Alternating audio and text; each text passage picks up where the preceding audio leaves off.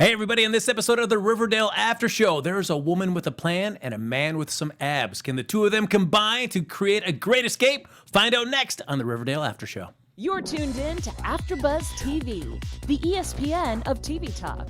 Now, let the buzz begin. Oh, look at that. Some Jonas Brothers bringing us in. Yes, to the Riverdale After Show. I have no idea what this song is about, but our lovely man in the booth, Jeff Graham, vouches for the song, and that's good enough for me. This is not Frank, the Jonas Brothers. I was going to say, this is Boys Like Girls, y'all. Oh, is it? Oh, okay. That's right. We had pitched the Jonas Brothers as an option. Oh, look at that. That's how far behind the times I am. Welcome, everybody, to the Riverdale After Show, breaking down every episode of Riverdale, airing Wednesday nights on the CW. I'm Frank Moran. Hi, everybody. I'm Maggie Clark. I'm so excited to be joining your panel tonight. I'm a huge Riverdale fan. My favorite show on TV. And as always, we have Sam D and Ben Bateman. They are not able to join us this week, but they'll be back in 2 weeks when Riverdale returns as well on November 28th. But before we dive into the episode itself, we'll have some news and gossip at the end, as well as class president and class clown. Before we do all that, though, Maggie, as new to the Riverdale panel, what is your just take on the whole series in general? The whole series? Yeah, just, it's third season. You've been watching the whole time. What are your thoughts about the series in general? You know what, you guys? I was a huge Betty and Veronica comic book fan. Nice. Growing up as a kid, I had the Betty and Veronica series. I had a lot of the Archie comic books. So I've been kind of following these characters for a long time. So once this became a TV show, I was just elated. And I have some of the comic books still at home. So I'd love to bring them in and show you next time I'm at the studio. Oh, that'd be fantastic. Those are always the old school. I think the first time I read, the first comic books I ever read were my grandfather's barn. He had a bunch of old Archie comic books. Oh, no way. Yes. It's always amazing to me to see how they mirror the wardrobe of the original comic book characters in the series, like Jughead's little hat and, Betty's like all buttoned up. And it's just great. They do a great job with the show. That was the biggest question, is how they were going to translate, at least for me, Jughead's hat into a live action appearance and not make it look goofy. Right. And they've done a great job with it. Yeah, even on his motorcycle helmet. He's got it on there. That's right. It's great. So, more specifically, Maggie, what did you think of this episode overall before we dive into some specifics? This episode overall, well, first of all, I'm so glad that Archie is out of prison. It was such a toxic place for him. He didn't belong there in the first place because he was innocent. And you know what? Jughead, we're really seeing him get sucked deeper and deeper into Griffins and Gargoyles. And I'm really concerned about him. I'm concerned about how far he's going to go into this game. And hopefully Betty's going to be able to pull him out before it's too late. I will say I am happily surprised that Archie's out of the prison much sooner than he was. I was anticipating they were going to stretch this out for longer into the season. It might not be until like the winter break that we finally get him out. So I'm happy to get him out this much sooner. Me too.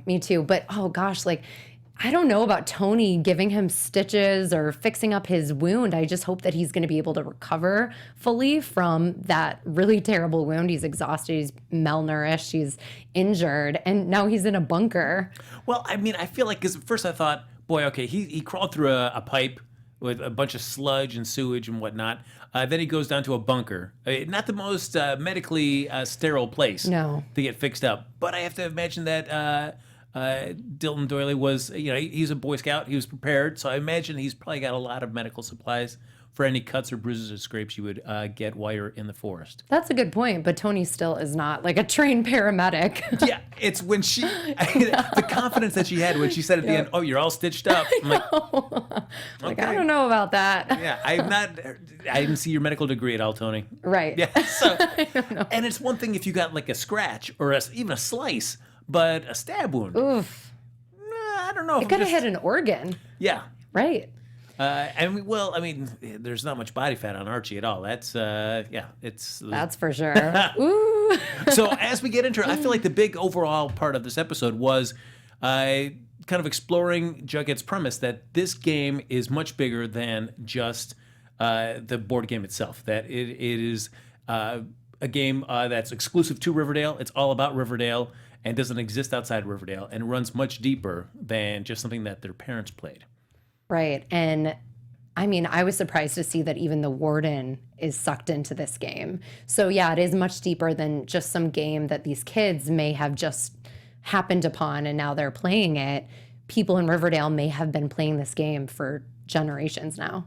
And that'll be interesting to find out. As we explore this, though, folks, you have a chance to kind of share your thoughts and opinions as well, because several ways you can reach out. You can like us on Facebook, give us 5 stars on iTunes. But we also have a YouTube channel that you can subscribe to. But the chat is up and running as well. Maggie's got the chat up, so feel free. Feel free to jump in, share your thoughts about this episode in particular or Riverdale in general as we break this episode down.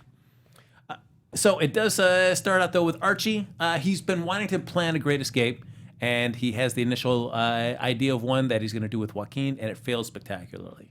Oh, man. I mean, I was pretty scared when they were getting shot at with those rubber bullets. That was definitely unnerving. And Archie, he's such a protector. He's our hero through and through. You know, he and Joaquin are running, and then Joaquin falls, and he picks him up. And, you know, he could have just ran for his own life, but he still went back to help his friend. And then even when he was getting shot with the bullets, he was covering Joaquin. That's our boy right there. I mean, what a champion. But the threat of actually escaping, though, and getting caught for an attempted escape could potentially add time onto his sentence. So looking maybe another year of Archie spending in there, which, you know, that's not going to happen. We're not going to keep Archie behind bars that long. No way. No way. But we also then have Jughead getting deep into Griffins and Gargoyles. And we saw at the end of last episode, it seemed really like Jughead had gone off the deep end when Betty comes down to the bunker. And do you feel, because at the end of the episode, I felt like last week, it really tried to be a cliffhanger, like Jughead has lost it. This episode, watching Jughead, do you think he has lost it, or do you see any kind of rational reasoning to him in his plan of what he wants to try to do? I feel like in his mind, Jughead thinks that everything he's doing, playing the game, getting deeper and deeper into the game, is helping him with their case to find out who's behind the game. And he's like, oh, you know, I just got to keep on playing, and then I'm going to find out who the game maker is, and then we're going to shut it all down. But in doing so, he's not sleeping. He's completely sucked in to this game that I think it's just taking him over. It is. No, have you ever played D&D at all? No. Have you? Neither have I. Yeah. So I've never been sucked into that experience so much where that I could kind of lose touch with everything around me. And I know not everybody does, but there are cases of people really going in deep into a D&D campaign. But I still find it so hard, like, all right, I guess we're going to buy into everybody in this town. As soon as that book comes by them, they just get sucked in. Yeah, and you know, I've been thinking about this since I watched your show from last week, how you guys were like, this is unrealistic. You know, the cool kids wouldn't be playing this game. And I agree with you guys to an extent. But at the same time, I feel like it is realistic because there's not a whole lot going on in Riverdale. How dare you? You know what I'm saying? Like there's no, you know, there aren't a lot of activities to do. And yeah, of course they're solving crimes and they're going to parties and they're hanging out at the new speakeasy. But I feel like they're not living in a big city and they've never heard of this. And all of a sudden it's in everybody's locker and they're all just curious. So it is believable to me that they would all be so involved in this game. Yeah, I guess that's true. If you look at Riverdale life, I mean, I guess you've got Pop's Chocolate Shop. Right. You've got, the speakeasy, but that's within already Pop's Chocolate Shop. Yeah. But there's never really, other than the school and their houses, we never really see them hang out anywhere else. There used to be the drive-in movie theater, but that's not even around anymore. So they can't even go to the movies. There's not like a cool arcade around or anything like that with some like retro games. So they're like, here's something new and exciting and entertaining. Let's check it out. Yeah, well, everybody is getting sucked into this, and so much so we get to see. Okay, I'm just gonna say that Billie Jean Girl 24. She says Jughead bowed to the Dragon King. He's lost it. You know what? We were looking at that at the end, trying to see, you know, was that a bow or was that an acknowledgement or was he just trying to get a better look? But I don't know. Yeah, I mean, because I wanted to go back and watch it because it felt like. Was it a bow? But it seemed to me that he was just basically kind of crouching down to not be detected by the Gargoyle King, because it didn't feel like the Gargoyle King had detected him at the end of that. So I felt like he was just kind of crouching down a little bit. That really wasn't a bow. Yeah. But that's just how I interpreted it. I'm not sure. We'll have to wait and see what happens next episode. That's true. Yeah. So we see, of course, from last week's episode where Betty starts getting, we had our big flashback episode. Oh, it was so good. So it was good. such a great episode. I loved last week so much. It's great. We see, though, that Jughead wants to talk to FP about it. And I thought FP's response was interesting because you're only hearing Alice's story. My story is different. Right. Does that make you at all question what you saw last week in terms of what Alice told you? Do you question any of the accuracy of what she said? I feel like Alice's account would be the most accurate because she was the only one not on the drugs. So I feel like she would have the most sobering perspective, but at the same time, FP may have seen or experienced something that Alice didn't, and maybe he has never shared that with anyone. So I don't know if the Midnight Club ever got together and kind of broke down all of their individual experiences and tried to piece it together, or they were just like, hey, we're not going to talk about this anymore. Yeah, it's because certainly Alice scooted out pretty early into when the principal came back. So there's a large chunk of time that everybody else was still in the school. The principal's wandering around, and then he ends up being murdered. But that FP could have seen something or interacted with somebody. Right. There's definitely pieces to that puzzle of that Ascension night that we as an audience don't know about yet. And there are some big secrets that I think are going to come out soon. I was admittedly frustrated, though, that, and I feel like Riverdale will do this sometimes, when somebody is directly asked a question, they will just give a very short answer that is begging to be explored further, and the scene never goes farther. It just stops there. And you're like, I can't believe like Jughead would take what FP said and like, all right, well that's good enough for me. I feel like usually those scenes are between a parent and a child. They're like, no, you're too young to, know about what really happened. And they just kind of brush it under the rug. And then it blows up later. Yeah. Mm-hmm. But I feel like if you've already opened, and FP knows that you've opened up this can of worms with Alice telling Betty, it's like, then you may as well just say just say what you've got to say. I agree. What are you waiting for at this point? Let's just do it. And then we saw our younger generation make a similar pact of silence. Yes. That their parents made. Yeah, I mean, it certainly is a reflection of everybody making a pact. I mean, certainly, I guess I feel like our generation's pact is a more, I don't want to say nobler, but at least in a sense, they're they're protecting someone. Yes, as opposed to trying to avoid discussing about a murder and who may be involved. Yes. So, of course, we find out though that Veronica is like, we gotta figure out what's going on with Archie, because Hiram is baiting her, as Hiram does. And she gets what I like was get a nice shout out to an old character that we haven't seen since last season, Elio. Oh yeah. Yeah, who was one of the potential suitors for Veronica last season. Right. We barely saw him last season. He had a small role. Yeah, but it seemed of all the suitors, at least the one that at least Veronica had some kind of spark with, at least talking business sense. Right. So it kind of made sense that if of any of those to reach out, because he does have mob connections. Definitely. And maybe he has a soft spot for her. And he was like, okay, you know what? I'll help you out. I mean, that was shocking to me. I did not expect that he was going to bring Veronica to the fight location. I didn't see that coming. Do you, because he does offer Veronica, it's like, if I get this information and help you out, I scratch your back. And Veronica says, oh yeah, I know, I'm a lodge. I know what this is all about. Do you feel that accepting this help from Elio is going to come back to bite her later in the season? I'm sure it will. I'm absolutely sure it will. It kind of is setting itself up for that. Especially when he is talking like, if you got some, some slot machines or like a table in here for some cards or blackjack. Yeah, I could feel like them putting a little pressure on there. It's like, I got you, got you to help Archie. Yeah. Let me put in a table or something. And then you got to deal with that hard gambling. Right. Oh. Oof. I gotta say that my favorite scene of this episode was when Veronica and Archie had a reunion. It was so steamy, but it was also like heartwarming. The ladies out there feel me. I know they do. I mean, it was pretty sexy when he like put her up against the lockers and, who knows what happened after that. So it was good to see the two of them come together, especially because Archie has been going through just hell and back. And then finally he gets to see his girl and get a little bit of love and happiness and support and hope from her. It was interesting, though, that he gets done beating somebody up there in the ring or in the pool, the unfilled pool. But they get 20 minutes. Like, oh, Veronica says we get about 20 minutes. I'm like, who is giving him like 20 minutes just to hang out in this locker room, icing his knuckles? I thought that too. I was like, a guard is going to bust in here any Yes. second.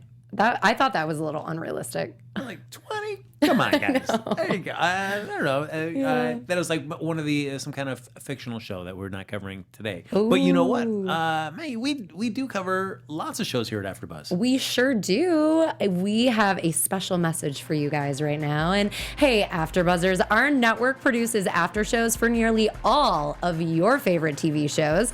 And from dramas, reality TV, sci-fi, and more, there is no network that works harder to serve television fans, you guys.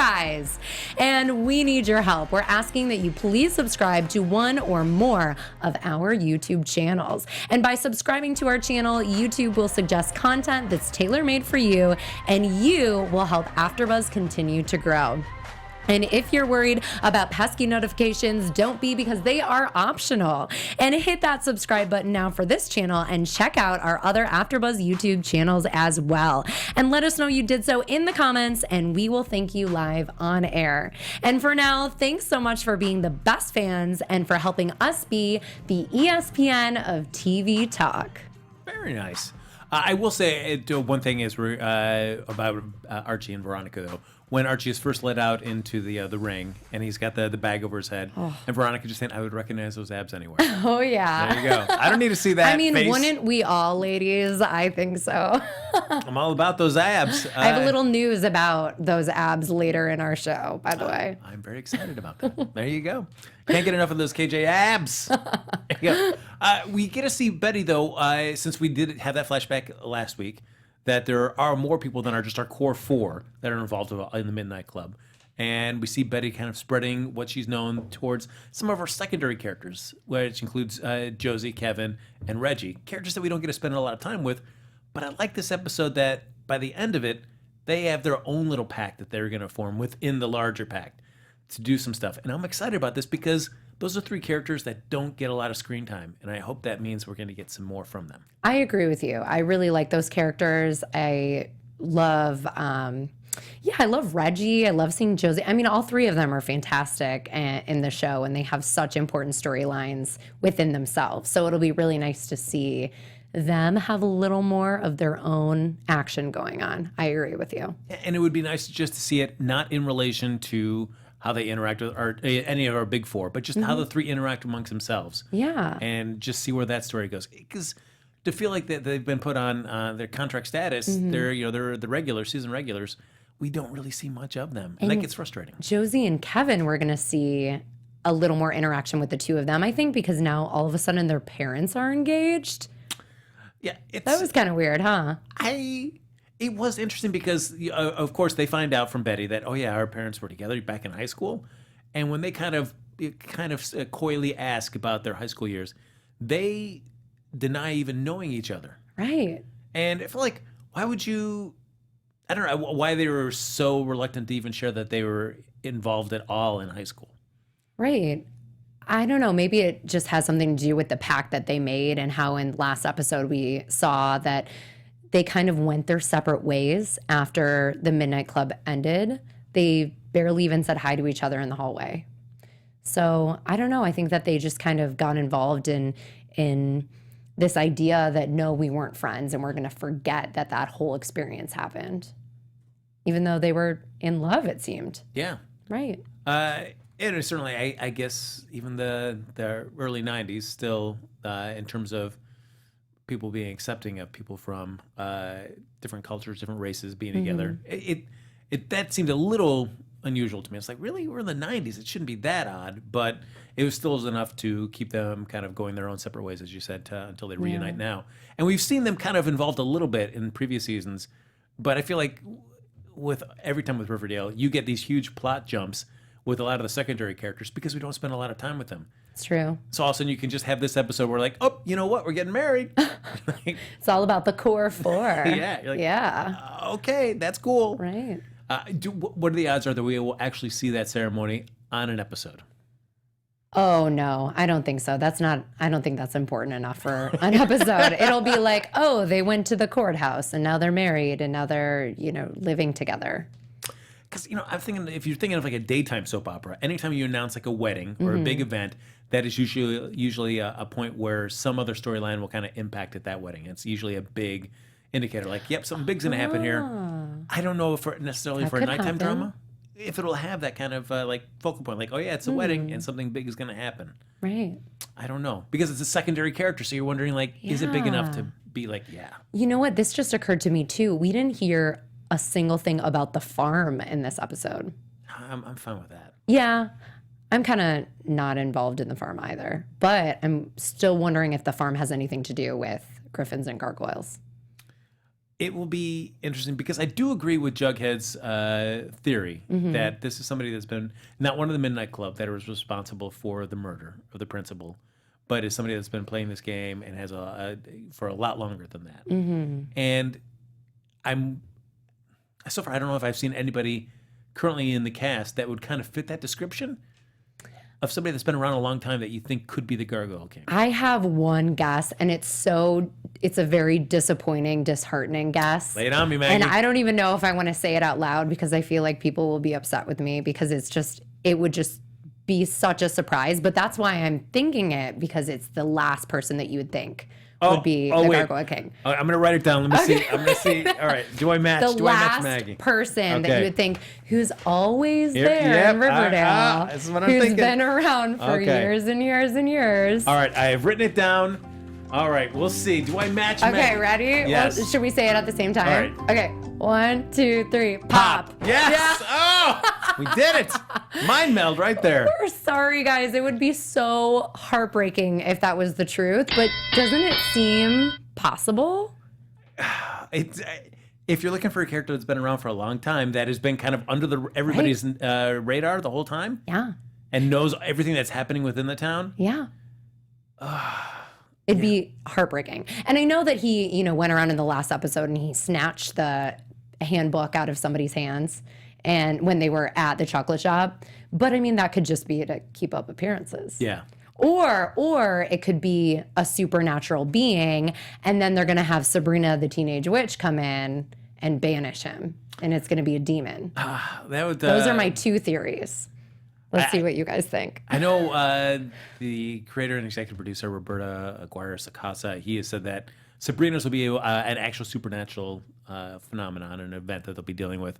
But the Riverdale one won't be, but it'll still be creepy nonetheless.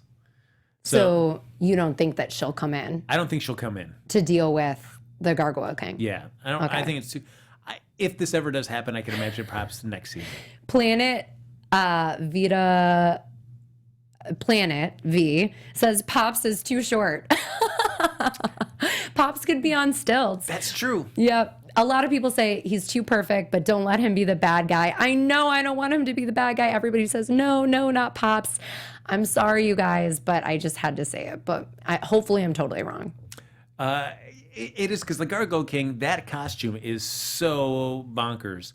I know. That whoever it does turn out to be, I'm gonna want an episode of them just like getting dressed. Yes, with the branches. The whole story is told from their perspective. Like, I got to get into this costume. Oh, what's going on?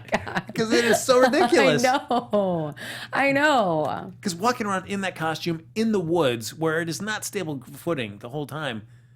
And it's always like every time we see the Gargoyle King, it's like this weird slow turn. Yeah. Yeah. He's not chasing you. You could get away incredibly easy from the Maybe Gargoyle he's King. on like a Segway.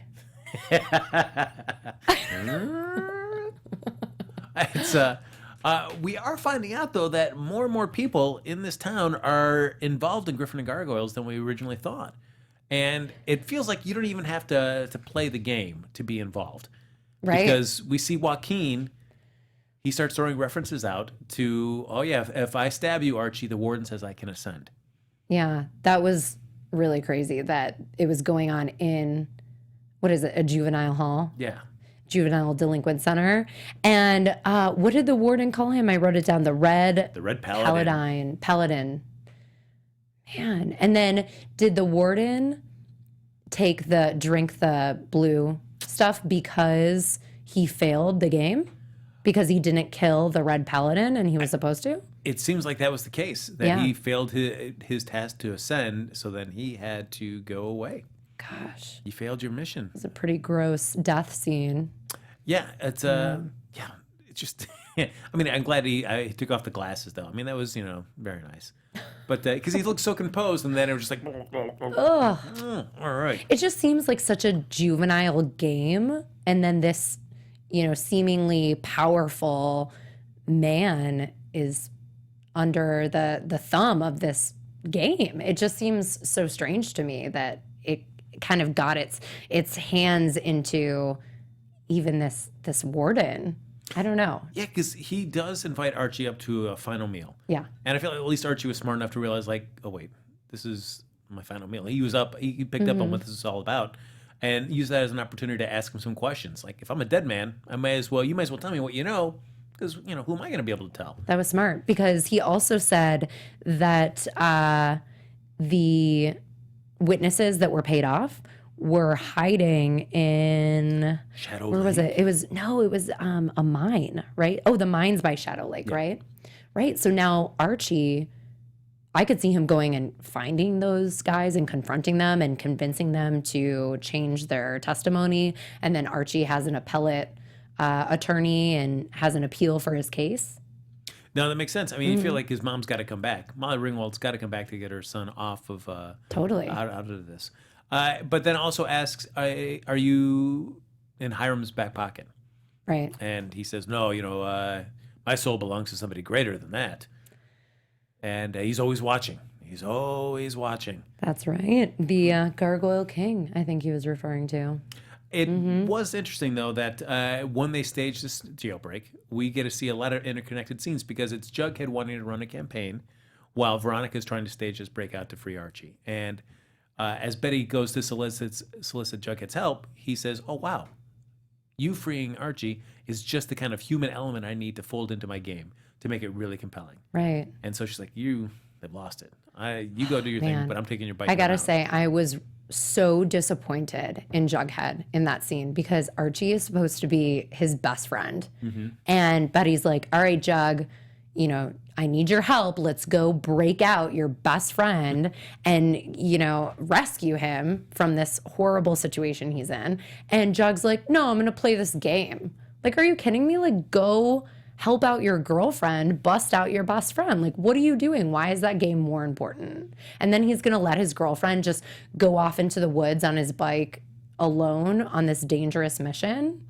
Yeah, he was kind of losing it there, losing that kind of objectivity that he needed. Right. And it's not just Betty that's giving it a hard time. He's also getting it from his fellow serpents as well, who want to take this campaign out into the real world. And Jughead's like, nope, I'm the game master. I said, no, you're the Serpent King. You can't be both. And he decides to do a little William Tell with Cheryl. Yeah. I mean, Cheryl, he knows how talented Cheryl is with the bow and arrow, but still, that was like a really ridiculous thing for him to do. I mean, why do you need to do that? Everybody knows that she's Deadeye, that she's got a perfect shot, but why do you have to just make a point? I just feel like he was trying to assert his power over the other serpents as not only the Serpent King, but also the Game Master, saying like, sorry, I'm in charge of you no matter what realm we're in or what stage of life we're in. I'm the boss. Well, it works. It shuts Sweet Pea down. Sure did. He's not going to get up there with a can over his head. Yeah. But as we start to see the jailbreak unfold, it starts interconnecting with the game, and it definitely brings up those parallels between how real is the game and how it mirrors real life. Right. It was really interesting how they did those scenes with the parallels with Jughead narrating what's going on in the game and then what was happening in real life with Archie getting busted out. That was very well done, I think, from a show running point of view. Yeah, I think that was really interesting the way they did that. And I will give it up for our gang that they came up with a smart way to make this happen in terms of Veronica saying we need to use things it's easy to smuggle in that we can make ourselves, and they go to the chem lab and make some smoke bombs. It's pretty clever. Yeah. And then how she talked her way in to this event, and she's like, "Don't you know who I am? Do you know who the warden is? And do I need to call him?" And then how Kevin brought the cans in. It was just, everything was very calculated, and they did a great job. And I thought when she saw Hiram, the whole thing was going to be done. That's the only part that felt a little off to me, because they interact with, she meets Hiram, she steps on his foot because she still wants to go through with the plan, but there's still a little bit of time before her, after she steps on his foot, before the smoke bombs start rolling out. Then I'm like, isn't Hiram going to tell anybody else? Is Hiram not going to try to contain her in some fashion? And none of that happens. I feel like a little too long of a gap. I agree with you. I feel like he would have called security and been like, "Get her out of here. She's up to something." Yeah. Right. But it doesn't happen, and they're able to execute that plan. But he does get some help from an old friend. Yes. Mad Dog. Yes. Okay, first of all, where was Mad Dog? Yeah. I have no idea. I feel like he was in solitary confinement somewhere and, was being brainwashed, or maybe he was playing the game. I guess. I don't know. Because it had been made to seem like Mad Dog had died. At least that's what Archie was told. Right. And then he got all his stuff. But Mad Dog, at least at first, it didn't seem like he was like, "Oh, I'm fighting Archie." It took a little bit of time for him to kind of like, "Oh yeah, okay, let me help you out." Yeah, I don't know. And then once Archie told him the plan, I mean, he really saved the day. He was like, "I'll hold off the security and you go for it." And Mad Dog, I mean, I know that he always kind of had a soft spot for Archie, and the two of them, when they shared the cell, they actually did get along really well, and Mad Dog was looking out for Archie. But man, that was hard to watch, because I wanted Mad Dog, finally he was back, and I wanted to see his storyline continue and maybe have him escape too, but unfortunately no. Those broad shoulders wouldn't fit through that pipe. What do you think the odds are? I feel like Archie's got to come back for him by the end of at least, if not the end of like the mid-season, by the end of the season itself, don't you think? I feel like it's too dangerous for Archie to go back now, because he could easily be grabbed and thrown back in. I think he needs to be proven innocent before he goes back to try and save the others. So I think that appeal trial has to happen first. Yeah. But I don't think it's the last we've seen of Mad Dog. No, you don't think so? I don't think so. I feel like Archie's very loyal, and if there's Yeah. somebody that helped him, he'd do as much as he could to try to help them out. You're right. Once it was safe for him, I think. I hope so. Yeah. I mean, he fought off a bunch of guards to give Archie that time to slink out. Yeah, so Mad Dog's so awesome and loyal. I mean, Joaquin, come on. Can't believe he stabbed him. And we do see Joaquin, because he gets out of prison very easily, because he's running through the forest when he sees Kevin. Do you think they let him go? I mean, I guess part of that deal was like, if I do this, I can ascend. Mm-hmm. So I guess since he achieved his goal, I guess they let him out so he could ascend in some I fashion. guess so. But he says that he's joined a different gang. He's not going back to the Serpents. I belong to a different gang now. Mm-hmm. I just want to know like how he got sucked into this Griffins and Gargoyles, because we've never seen him play the game, but we do see him listening to what the Warden says. Yeah, I'm sure the Warden was coming privately to a lot of the young men staying at this detention center and, having private meetings with them and stuff. So he may have gone to Joaquin and been playing the game with him this whole time. That's true. We just didn't see it. We do see, though, that they have a plan to get Archie out of there. What we think is going to be on a motorcycle, but we've already saw Betty kind of laying the groundwork saying, maybe we do something a little different. Mm-hmm. And they do a little old switcheroo. Yeah. It's Kevin with Betty on that bike. And thank goodness she did that, because Archie would have been right back where he started. Mm-hmm. I mean, that was great. I didn't see that coming. Did you know that it wasn't Archie on the bike?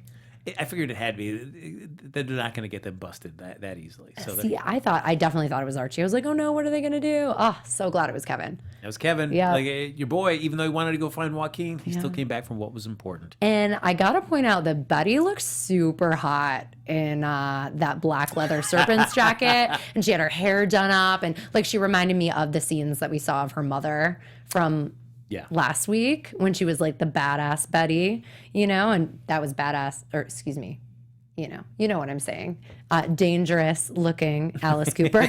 Yeah. But it was fun to see her like that, taking charge and being the hero for once. Yeah. And of course, Veronica swears everybody to the pact, which we kind of talked about there in the bunker. Nobody's going to say anything about the jailbreak, about where Archie is or anything. And then we see at Pop's Chocolate Shop that Josie, Keven, and Reggie decide, we want answers about everything that happened with our parents, so we're going to play the game amongst ourselves. Yikes. I can't imagine anything good happening out of the three of them just playing the game. No, I don't think so. And can only 3 people play? Every time we've seen it, it's been a large group. Well, I mean, we did see Dilton and what's her name? The boy who ended up killing that's himself. right. So it's just the 3 of them Yeah. that played it. So, but that also didn't seem like a fun way to play the game. When it's just 3 people, I don't know. That's true. So I'd be curious to see how the 3 of them playing it gets them sucked in or not. External Shockwave says, thank God it wasn't a pink serpent jacket. I think she'd look pretty hot in a pink serpent jacket. We should get her one. That sounds cool. It's because Cheryl has her red that's jacket. True. Betty would look cute in a pink one. But yeah, it doesn't really fit her dark side. Remember a couple seasons ago, she was super dark? I'm so glad we're past that. I don't know. That She might wig- get dark again. Ugh, I just never want to see that wig again. Yeah. No, that wig was just no bueno for me. Right. All right, so folks, we like to do a little segment here where we kind of reward for excellence and then maybe a little gentle ridicule for some goofiness during the episode. It is Class President, Class Clown. Remember a couple seasons ago? Oh, look at this sweet drum line kicking in. So, Maggie, Nice. I will ask you, who is your Class President this week? It's obvious to me. It is Betty. I think Betty totally saved the day. She was the hero of this episode for me. Interesting. I'm going to go with a different woman. I'm going to go with Veronica. Okay. I mean, she staged that jailbreak, and it went off without a hitch. That's true. So, she made it work to get those abs out, along with the redhead that comes out with it. The ladies were definitely the heroes of this episode. So Very bottom true. line. Yeah. All right, I'm going to turn it to you then for Class Clown. Who was the one that seemed so goofy this episode? Jughead, what were you thinking? You left your best friend in the dust and you didn't even help out your girlfriend with the secret mission. So, mad at you, Jug. Part of me would like to say Jughead, but I am going to give him the benefit of the doubt that his end goal will pay off in the end. And kind of excuse some of this behavior up front. I'm going to go with Joaquin. Oh, definitely. Archie, as you were talking about at the beginning, I mean, he was saving Joaquin left and right at the beginning during that failed jailbreak. And what does he get for it? He gets stabbed by Joaquin, and Joaquin just runs off. Oh, So Joaquin, my awful. Class Clown. absolutely. He's more of a class clown than Jughead. I agree with you. But feel free to comment in the chat or down below if you're watching this after we stream live, who your class president or class clown are. But we'll move on to next, some hot news and gossip. Yes. Maggie's been excited about this all evening long. I'm so excited. Well, first of all, a little bit of news and gossip for you guys. The People's Choice Awards were held on Sunday, and our beloved show Riverdale had 4 nominations, and they took home the big prize for the category of the drama show of 2018. So we are currently watching the best drama on TV. So I definitely agree. What about you? It is a fun soapy watch for sure. Yeah, so congratulations, Riverdale. And then my second piece of news and gossip, which I teased earlier today, is that our hero of the show, KJ Appa, who plays Archie, he is on the cover of Flaunt magazine, showing off those famous abs, and it is their transience issue. So it's a super hot cover. It's on his Instagram if you would like to check it out. Oh, and we've got some photos of our Archie coming Look up. at that. What a great name for a magazine, though, Flaunt. I mean, if you got to flaunt it, right? Wow, it is a steamy cover, so check it out, ladies and gentlemen. I got one little bit here. We all talked about last week how Kelly Ripa is going to be joining for an episode as Hiram's mistress. Oh, we have a little more information. Her name's going to be Mrs. Mulray, described as confident and tough. She's a beautiful, icy femme fatale who gets caught up in a conspiracy that's much bigger than she initially realized. Oh, she's going to be great. Yes. Beautiful, icy femme fatale. She's going to be perfect. And the cast enjoyed working with her, those that did, and there are people that would love for her to come back, including Lily Reinhart, who didn't get a chance to do a scene with her. So that's also a reason that she would love her, so she can actually be on camera with Kelly Ripa. So Kelly Ripa and Mark, her husband, are just so funny on social media. If you guys haven't checked it out, they comment on their stuff all the time, and it's pretty fun to see the two of them interact. Their love is real. It's nice. And of course, then their son got to play young Hiram. Right, that was too. sweet. So look at that. Very nice. Yeah. So let's round out the episode here with some predictions. Your AfterBuzz TV predictions. All right, Maggie, what do you think? Okay. I think that Archie, once he heals and gets stronger, he's going to find the 3 boys that accused him on the stand, and he's going to confront them. I think that's going to happen. And then I think that Jughead is just going to fall deeper and deeper into this wormhole of this game. I feel Jughead at some point is going to be faced with that chalice again, where he's going to have to probably pick the right cup. I feel like that might come into play at some point. I'm going to say Jughead, even though he's going a little bonkers and he's kind of going way too deep right now, it's still going to pay off for him, I think. And my hope is that we still have, as you said, we didn't get any talk about the farm, which I'm thankful for this episode, but I would rather have the farm be a separate storyline. I still want to go with my thing, like, let's wrap this up mid-season, and then when they come back for the spring, we can focus on the farm as the main focus of the storyline for that.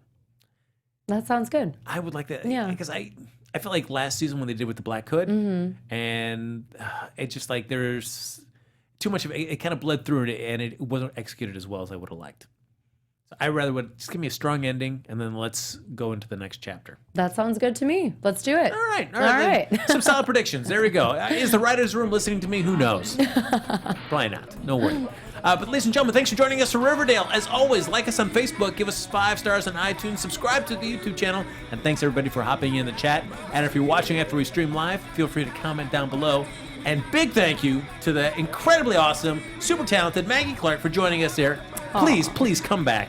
I would love to. I would absolutely love to come back. This is my favorite show, like I said, and it's so fun chatting with you, Frank. Oh, you don't have to say that. I paid her handsomely before we did this. Please just say something nice about me. But if you want to stay in touch with us even after the show's off the air, Maggie, where can they find you? Well, you guys can find me at Maggie Clark on camera on Instagram and at Maggie on camera on Twitter. And if you want to see a little bit more of me on AfterBuzz TV, you can watch me on the A Million Little Things After Show on Wednesdays at 8 p.m. Pacific time. Oh, fantastic. James Rode on that show. Who from Psych. Look at that. Yep. Ladies and gentlemen, follow me on Twitter and Instagram at HappyGoJackie. We will be back here Wednesday, September. I've jumped so far ahead. Back in that November 28th. After Thanksgiving they'll be off next week for Thanksgiving week, and then they'll be back November 28th, as will we, right here on the Riverdale After Show on AfterBuzz TV. Our founder, Keven Undergaro, Phil Svitek, and me, Maria Menounos, would like to thank you for tuning in to AfterBuzz TV. Remember, we're not just the first, we're the biggest in the world, and we're the only destination for all your favorite TV shows. Whatever you crave, we've got it. So go to AfterBuzzTV.com and check out our lineup. Buzz you later. The views expressed herein are those of the hosts only and do not necessarily reflect the views of AfterBuzz TV or its owners or principals.